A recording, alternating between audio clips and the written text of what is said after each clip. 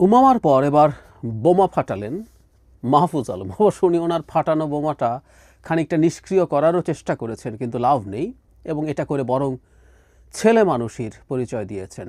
আমরা প্রায় বলি বালখিল্য হচ্ছে, তিনিও একটা বালখিল্য করলেন, যদিও যেন মাহফুজ আলমকে এই যারা আছেন তাদের মধ্যে আমরা অনেক ম্যাচিওর হিসাবে জানি। যেন মাহফুজ আলম একটা ফেসবুক স্ট্যাটাস দিয়েছেন, সেই স্ট্যাটাসে দুর্নীতি তদবির এগুলো নিয়ে কথা বলেছেন। বেসিকটুকু একটু বলে নিই, কিন্তু মূল যে জায়গাটা সেটা নিয়ে আসলে কথা বলতে চাই। এবং রাষ্ট্রের একজন উপদেষ্টা এই অভিযোগ করছেন এবং রাষ্ট্র সরকার কি করছে সেটা আমাদের দেখতে হবে। ব্যাপারটা এরকম যে গতকাল জনাব মাহফুজ আলমের ভাইকে নিয়ে একটা তথ্য প্রকাশিত হয়, ছড়িয়ে পড়ে। তার ভাই সিডনিতে থাকেন এবং বেশ মোটা অঙ্কের একটা টাকা লেনদেন করেছেন তিনি, এই ধরনের একটা অভিযোগ তার বিরুদ্ধে আসে এবং সবাই অনিবার্যভাবেই ধরে নেয় যে এটা যারা মাহফুজ আলমের পাঠানো দুর্নীতির টাকা, বা তিনি মাহফুজ আলমের হয়ে কারো কাছ থেকে ওখানে এই টাকা নিয়েছেন, এরকম।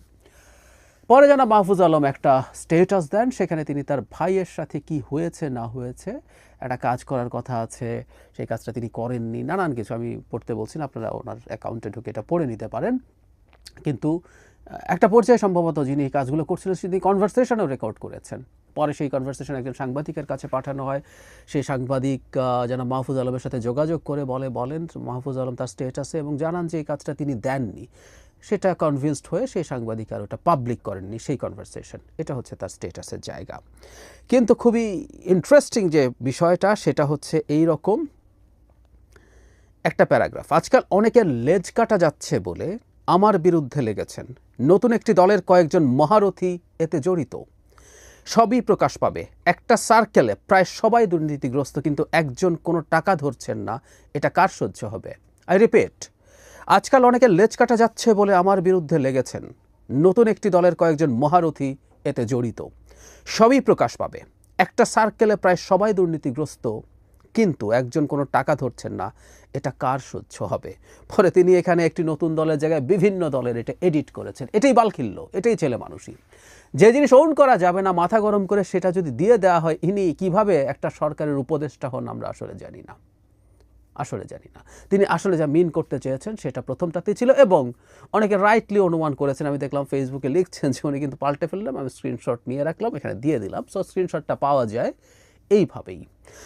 এখন গুরুতর প্রশ্ন হচ্ছে, একজন উপদেষ্টা জানেন একটা নতুন দল, আমরা খোলাখুলি বলি একটা নতুন দল বলে উনি কাকে বোঝাচ্ছেন? যে কেউ নানান রকম ধানাই পানাই করতে পারেন। গত বেশ কিছু দিনে পোস্ট 5 অগস্ট অনেকগুলো রাজনৈতিক দল তৈরি হয়েছে, কিন্তু টাকা কারা ধরছেন, কারা টাকা কামানোর মতো জায়গায় আছেন সেটা আমরা বুঝতে পারি। এটা এনসিপি, খোলাখুলি যদি বলে ফেলি। তাহলে এই দলের অনেকে করছেন এবং একটা সার্কেলের প্রায় সবাই দুর্নীতিগ্রস্ত, কিন্তু একজন টাকা ধরছেন না। মানে উনি ওই সার্কেলের প্রায় সবাইকে দুর্নীতিগ্রস্ত এই অভিযোগ করছেন। মানে মাহফুজ আলম জানেন তারা দুর্নীতিগ্রস্ত। এখন একজন সরকারের অংশ, টেকনিক্যালি ধরে নেই উনি এনসিপির কেউ নন, যদিও মাহফুজ আলম এনসিপির সাথে কীভাবে জড়িত এগুলো চোখ কান খোলা রাখা মানুষ খুব ভালো মতো জানেন। তাদের নেতাদের সাথে কোথায় বৈঠক করেন, কী হয়, কোথায় কীভাবে বৈঠক করেন, কীভাবে বুদ্ধি পরামর্শ দেন, কীভাবে ট্রেনিং দেন, কীভাবে এনসিপির একজন হয়ে অন্যদের সাথে বসেন, এগুলো অনেকেই জানে। তারপরও এগুলো যেহেতু পাবলিক ডকুমেন্ট নেই, আমি এটা সরিয়ে রেখে বলছি। ধরে নিলাম তিনি আলাদা, তো যদি আলাদা হয়ে থাকেন তিনি তো সরকার, তিনি অন্তর্বর্তী সরকার। তাহলে একটা দলের এত নেতার বিরুদ্ধে তিনি দুর্নীতির কথা জানেন, এই অভিযোগ তার তথ্য তার কাছে আছে, তাহলে তিনি কি করছেন? তিনি তার সরকারকে নিয়ে কি করছেন? সরকারের দিক থেকে তারা ব্যবস্থা কেন নিচ্ছেন না? আবারও সেই সোকল্ড দুদকের কথা বলে, ওটা সোকল্ড দুদক আসলে এখনও একই জায়গায় আছে। দুদক যখন একজন উপদেষ্টার মুখ থেকে, একজন উপদেষ্টার স্টেটাস থেকে এরকম একটা তথ্য পেলেন, দুদক কি করলেন?